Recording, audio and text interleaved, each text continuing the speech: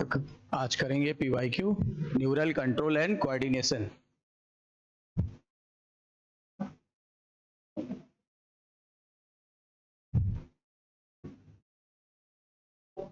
Select the incorrect statement. Incorrect statement हमको select करना है। नीट 2022 में पूछा गया है। Electrical current can flow directly from one neuron to another neuron across the electrical synapse. Electrical flow direct चला जाता है एक न्यूरॉन से दूसरे न्यूरॉन में इलेक्ट्रिकल साइनेप्स से, ये सही है। फिर केमिकल साइनेप्स में न्यूरोट्रांसमीटर्स यूज होते हैं, ये भी सही है। Impulse transmission across the chemical synapse is always faster, मतलब कह रहा है केमिकल वाला हमेशा फास्टर होता है देन द इलेक्ट्रिकल साइनेप्स, ये तो रॉन्ग हो गया, ठीक है। फिर कह रहा है presynaptic and postsynaptic neurons are in close proximity of an electrical synapse, ये सही है कि दोनों पास पास होते हैं, यानी कि आपका ये वाला सही है, ये वाला सही है और ये सही है। रॉन्ग पूछा है यानी इनकरेक्ट पूछा है, आंसर हो जाएगा third. Next, Which of following is associated with decrease in cardiac output? Cardiac output को डिक्रीज करना है। अब कार्डिक आउटपुट को डिक्रीज करना है मतलब क्या हो जाएगा, घटाने के लिए काम, देखो बढ़ाने का काम है सिंपैथेटिक, घटाने का काम है पैरासिम्पैथेटिक। तो पैरासिम्पैथेटिक नर्व की पैरासिम्पैथेटिक न्यूरल सिग्नल्स, क्या सही होगा?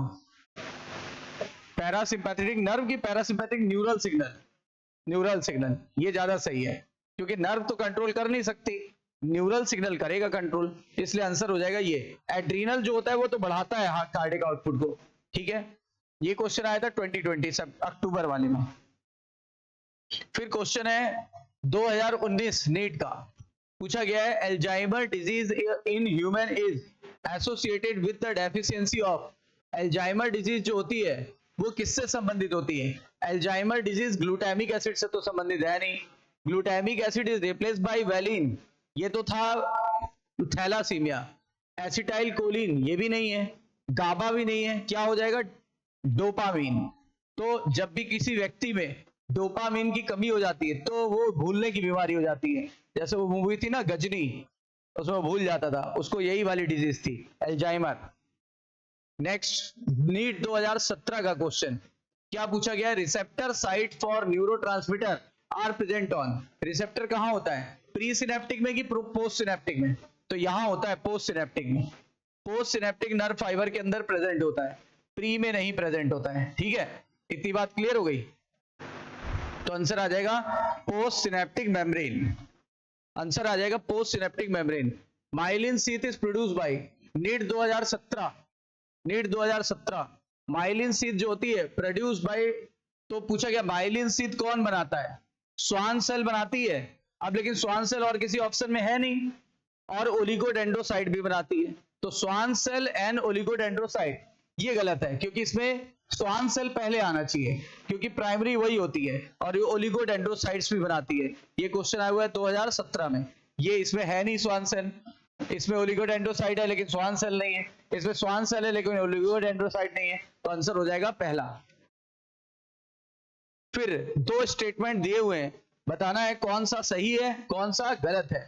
स्टेटमेंट 1 क्या कहता है? सेरिब्रल, और देखो ये नीट 2024 में आया हुआ है, सेरिब्रल हेमिस्फीयर, सेरिब्रल हेमिस्फीयर आपस में कनेक्टेड होता है नर्व ट्रैक द्वारा, जिसे बोलते हैं कॉर्पस कैलोसम। एनसीईआरटी की लाइन है, कॉर्पस कैलोसम कहते हैं, और ये कॉर्पस कैलोसम दोनों लोब को आपस में जोड़े रखता है, हम लोग ने पढ़ा है कई काफी बार। And it is the unique character of mammalian brain, यानी ये मैमेलियन ब्रेन का यूनिक कैरेक्टर होता है। फिर स्टेटमेंट 2, ब्रेन स्टेम एमपीएम का बना होता है, MPM, M for mid brain, P for pons और M for medulla, M for medulla. तो ये तो गलत हो गया, देखो मेडुला, पोन्स और सेरिबेलम, सेरिबेलम का तो नहीं बना होता है, यानी statement 1 is correct and statement 2 is incorrect. कौन सा सही हुआ? Statement 1 is correct but statement 2 is incorrect. समझ आई बात? आगे मैचिंग वाला क्वेश्चन, लिस्ट 1 से लिस्ट 2 को मैच कराना है। देखो 2024 यानी इसी साल आया हुआ। लिस्ट 1 पोन्स कह रहा है, पोन्स क्या होता है? पोन्स डिफरेंट ब्रेन के रीजन्स को आपस में जोड़ देता है, इसीलिए उसको ब्रिज भी कहते हैं, ब्रिज यानी पोन्स मैच होगा ब्रिज से, यानी फर्स्ट का थर्ड। हाइपोथैलेमस, अब हाइपोथैलेमस जो होता है न्यूरो सिक्रेटरी सेल पाई जाती है, यहीं से न्यूरो हार्मोन निकलते हैं जो दो प्रकार के होते हैं। कौन से दो प्रकार? रिलीजिंग और इनिबिटरी, रिलीजिंग और इनिबिटरी। तो यानी क्या हो जाएगा, यानी इसका हो जाएगा 4। और मेडुला, मेडुला क्या रेस्पिरेशन और क्या गैस्ट्रिक सिक्रीशन को कंट्रोल करता है, एनसीईआरटी की लाइन है। तो आंसर हो जाएगा इसका मैच होगा सेकंड से। सेरिबेलम, सेरिबेलम में एडिशनल न्यूरॉन्स होती हैं जो बैलेंस करती हैं और पोस्चर मेंटेन करती हैं। आंसर हो जाए इसका हो जाएगा मैचिंग फर्स्ट। कौन सा हो जाएगा? सेकंड ऑप्शन आ जाएगा।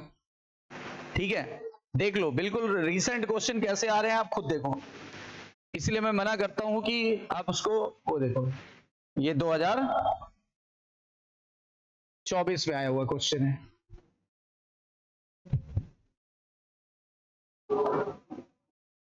तो 2024 में आया हुआ क्वेश्चन है। तो part of human brain help in regulation of sexual behaviour.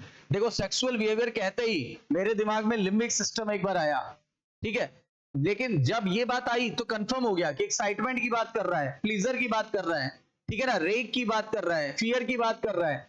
ये 2024 में आया हुआ है और आप समझ गए होंगे किसकी बात कर रहा है, लिम्बिक सिस्टम। और लिम्बिक सिस्टम एक ही ऑप्शन में दिया हुआ है और वो भी हाइपोथैलेमस के साथ मिलकर के काम करता है, क्योंकि जो कि ब्रेन का बहुत ही सेंसिटिव पार्ट होता है, राइट। नीट 2019 में आया हुआ क्वेश्चन है, which part of brain is responsible for the thermo regulation. देखो भूख हो, प्यास हो, तापमान का नियंत्रण हो या हार्मोनल कंट्रोल हो, ये सारे मेन काम कौन करता है? हाइपोथैलेमस। तो इसका मतलब पहला ऑप्शन ही सामने रखा हुआ है, hypothalamus is the best option which is given in the first part. आगे देखो, नीट 2022 में पूछा गया क्वेश्चन है, क्या बोला गया? Production of cucumber. नहीं ये इसका नहीं है, ये कहीं और का, नहीं खत्म हो गया, 10 ही आए थे, इससे सबसे कम क्वेश्चन आए।